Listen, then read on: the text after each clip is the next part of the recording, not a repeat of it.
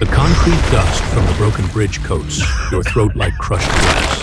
It has only been 20 minutes since people started screaming and running in the streets.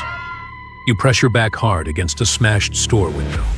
Your right hand is clamped tight over your left arm. The heavy denim of your jacket is completely soaked, the cloth getting stiff and sticky as it cools. It was just a scratch at first. A quick sting in the mess of the crowd and a bleeding, crazy guy slammed into you. But now, the cut is burning like a hot stove. You push your sleeve back 2 inches. Thin, black lines are sprouting from the bite marks, crawling slowly up toward your elbow. You can literally feel tiny things like threads sewing themselves right into your meat, twitching to a beat that is completely different from your own heart.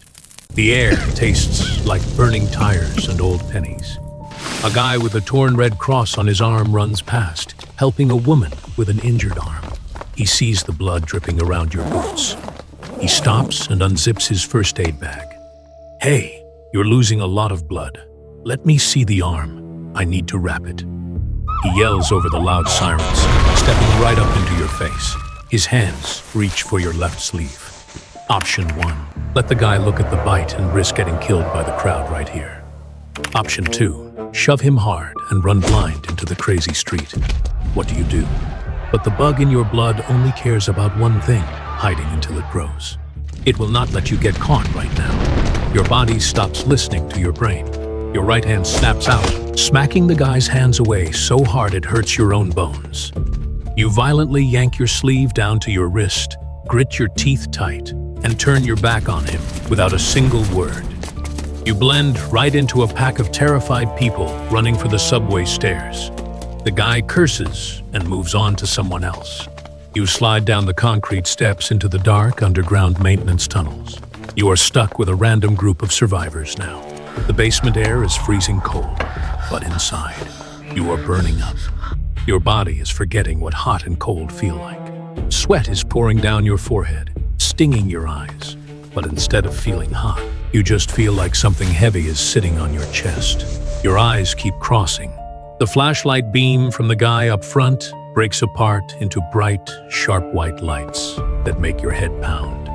Your boots drag on the rough floor, kicking up thick dust that coats the back of your throat. Trying to take a breath is pure hell because your lungs feel tight, like they are filling up with thick, sticky syrup. The man leading the pack holding a rusty crowbar and a heavy flashlight stops dead. The young woman walking next to you trips over a metal pipe. You are breathing way too loud. It sounds wet and gross, rattling deep in your chest like old rusty gears. The guy in front turns around. The flashlight beam hits your sweaty face. He sees how stiff and weird your left side looks. "Why are you sweating like a pig when it is freezing down here?" the guy demands, taking a step closer. The rusty tip of his crowbar is pointed right at your head. "Take your hands out of your pockets. Let me see your skin." Now, Option 1. Pull your hands out and show him the black lines. Option 2. Run at the guy and try to fight him for the crowbar. What do you do? Again, the bug inside you needs to stay hidden. It messes with your sore throat to make the perfect excuse. Your hand shoots up and grabs your own shirt collar. You bend over double, hacking and coughing so hard, it feels like your throat is ripping apart. You spit a huge, thick glob of gray, dusty spit right onto the floor by the guy's boots. Coughing your lungs out because of the dirty air down here makes perfect sense. The guy lowers the crowbar a little, looking disgusted. He mutters a swear word, points the flashlight away, and tells you to keep up. You make it past the check, but the sickness is speeding up. As you follow them deeper, the thing in your blood hits your brain. The fake noises start. First, it is just a low, steady clicking sound vibrating right behind your ears. Next, the woman next to you. Her palm slashed open a wound on a rusty and broken piece of metal protruding from the wall. She was bleeding. The smell hits you like a punch to the face. Your nose doesn't smell pennies anymore. It smells like pure, sweet sugar. It smells like energy. Your eyes mess up. The dark tunnel goes fuzzy, and her bleeding hand suddenly glows like a bright red light bulb. The clicking in your head turns into a massive, loud roar. Your jaw drops open. A thick string of spit falls out of your mouth. The pure, loud thumping of her heartbeat floods your brain. You can hear her blood squeezing through her veins like water through a tight hose. Your fingers involuntarily curl into tight, white-knuckled claws, the fingernails digging deep enough into your own palms to draw blood.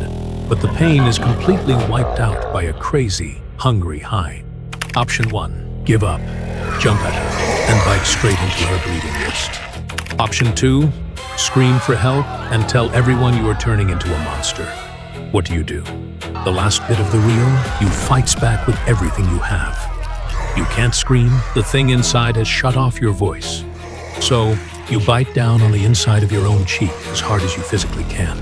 The hot, metallic pain exploding in your own mouth acts like a shock, breaking the bug's hold on you for just a second. You stumble backward, holding your face.